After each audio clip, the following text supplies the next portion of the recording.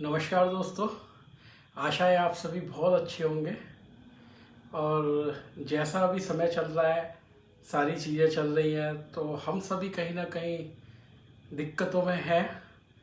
तो उन दिक्कतों को कैसे ओवरकम हम कर सकते हैं, तो आज हमारे बीच में जिन्होंने अपनी पूरी पूंजी व्यू नाउ में लगा दी और इसको वो भी देख रहे हैं, तो वो कैसे अपनी चीज़ों को संभाल रहे हैं, किस तरीके से हम कर रहे हैं सब चीज़ें, तो ये आपको आ, उनका जो मैसेज है वो आपको बहुत सपोर्ट करने वाला है। तो हम मिलते हैं सुब्रत पाल सर से। भारत माता की जय। हम सभी भ्यूनाव फैमिली के सदस्य जो आज फाइनेंशियल प्रॉब्लम से जूझ रहे हैं, मैं उन सभी सदस्यों से कुछ बातें करना चाहता हूँ। मैंने भी भ्यूनाव में क्लाउड पार्टिकल एसेट बाई किया था और मैंने अपने रिटायरमेंट की सारी पूंजी अपने परिवार के भविष्य के लिए भ्यूनाव ग्रुप में एसेट बाई करके मैं एक इन्वेस्टमेंट ही कहना चाहिए किया था। और आज लगभग 1 साल होने वाले हैं। हम लोगों को भ्यूनाव से किराया नहीं मिल रहा है। कारण सबको मालूम है कि अक्टूबर महीने में भारत की जांच एजेंसी, जो कि भ्यूनाव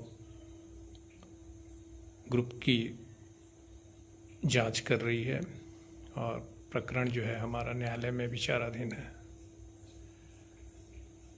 भ्यूनाव निश्चित रूप से अपनी लीगल लड़ाई लड़ रही है और इस दरमियान हम सभी जो एसेट ओनर हैं भ्यूनाव की लड़ाई में भ्यूनाव के साथ हैं। हम जानते हैं कि हमने कहीं गलत जगह अपना पैसा नहीं लगाया है। हमने भ्यूनाव कंपनी में क्लाउड पार्टिकल परचेस किया है और ऐसी कंपनी में हमने अपना नाता जोड़ा है जो कि भारत के विभिन्न राज्यों में ईडीसी लगा रही है, टाटा टेक्नोलॉजी में कार्य कर रही है।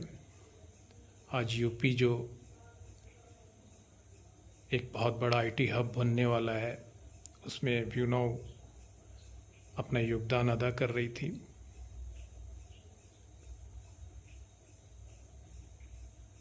और जैसा कि सब लोगों को मालूम है कि हम सभी ने यूपी गवर्नमेंट के साथ जो एमओयू साइन हुआ था, उसको देखते हुए भ्यूनाव में क्लाउड पार्टिकल परचेस किया और एसएलवी कॉन्सेप्ट के तहत हमने उसे लीज पे दिया। हमारे ऐसे बहुत सारे बंधु हैं जिन्होंने कई जगह से राशि एकत्र करके उधार में या जैसे भी अपने परिवार, अपने बच्चों के फ्यूचर के लिए यहाँ पर क्लाउड पार्टिकल परचेस किया था। आज उन सभी की स्थिति बहुत ख़राब है। क्यों ख़राब है? क्योंकि 1 साल से उनको रेंट नहीं आ रहा है। बहुत लोगों ने बैंक से व्यक्तिगत लोन भी लिया था और आज स्थिति यह है कि उनका दम घुट रहा है। वो बैंक की ईएमआई देने में बहुत परेशानी हो रही है।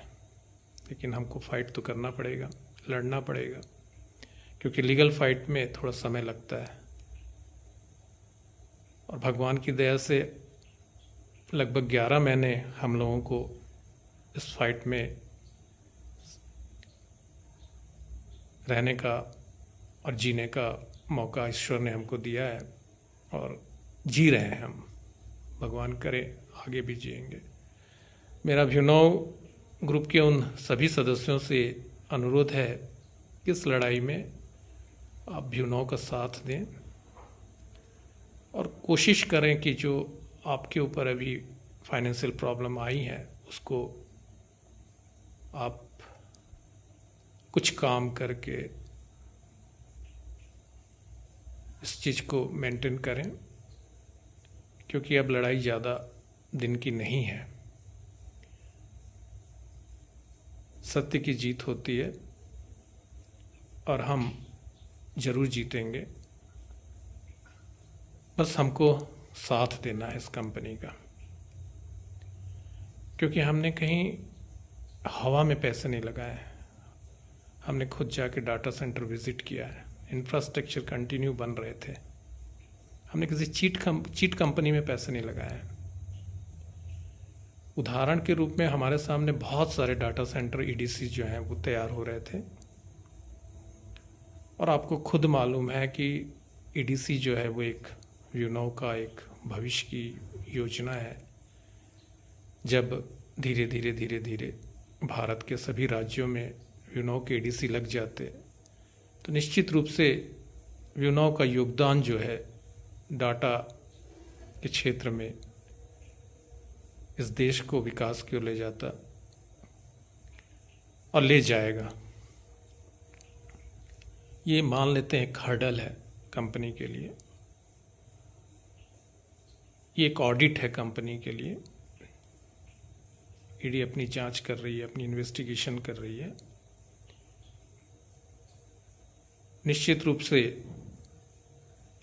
ईडी एक दिन संतोष जरूर जाहिर करेगी कि नहीं, कंपनी का एक रियल बिजनेस है, और एक दिन हम सभी न्यायालय से बिना दाग के बाहर निकलेंगे। और जैसे हमारे सीईओ सुखी सर ने कहा है कि हम मेरिट के आधार पर जीतेंगे, और एक दिन सिर्फ भारत ही नहीं पूरे विश्व में हम सभी को फक्र होगा कि हम सभी अभिनव के साथ जुड़े हैं। तो आज की जो परिस्थिति है जिसमें हम, हमारे परिवार के सदस्य, बहुत लोगों की रोजी रोटी इसी से चलती थी, आज सभी एक प्रकार से घायल अवस्था में है। बच्चों को फीस नहीं जा रही है, कई बच्चे घर में बैठ गए हैं, पढ़ाई नहीं हो पा रही होगी उनकी, बहुत लोग बीमार हो जा रहे हैं। परीक्षा की घड़ी है, हमको निपटना पड़ेगा, धैर्य रखना पड़ेगा। और मैं सबसे अपील करूंगा कि अपने आप को व्यस्त रखें कहीं किसी काम में, छोटे मोटे काम में, क्योंकि ये जो रुकावट आई है ये ज़्यादा दिन नहीं रहेगी। हमारा जो दुख है, ऐसा नहीं है कि हमारे अभिनव के सीईओ को मालूम नहीं है, वो फाइट कर रहे हैं, हमारे लिए कर रहे हैं। और ये जो दुख की घड़ी है इसका अस्त होना है, फिर से सूर्योदय होना है, और हमारा जो भविष्य है, जो हम दुख पाए हैं अभी, हो सकता है बहुत खुशहाल हो सकता है नहीं, होगा, खुशहाल होगा। तो इस समय को जीना है कैसे भी करके, अपने आप को व्यस्त रखना है।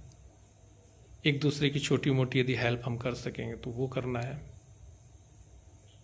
कहीं ना कहीं से थोड़े बहुत रोजगार के साधन ढूंढने होंगे कुछ दिनों के लिए, जब तक कि ये लड़ाई हम न्यायालय से जीत नहीं जाते।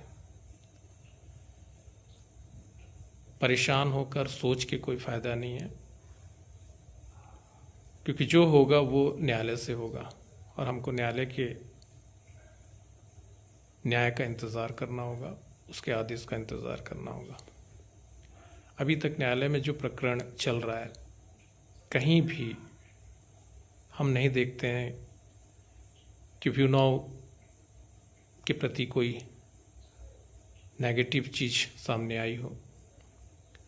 यदि पॉजिटिव चीज़ नहीं आई है तो नेगेटिव चीज़ तो आई ही नहीं है।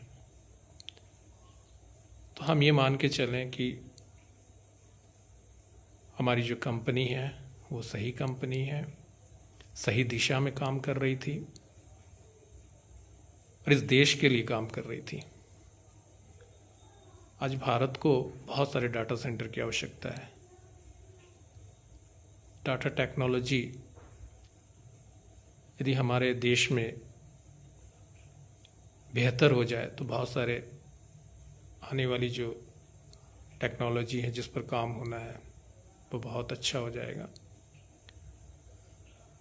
तो हम सभी को धैर्य रखते हुए फिलहाल इस कठिन समय में खुद को संभालना होगा, अपने आप को व्यस्त रखना होगा।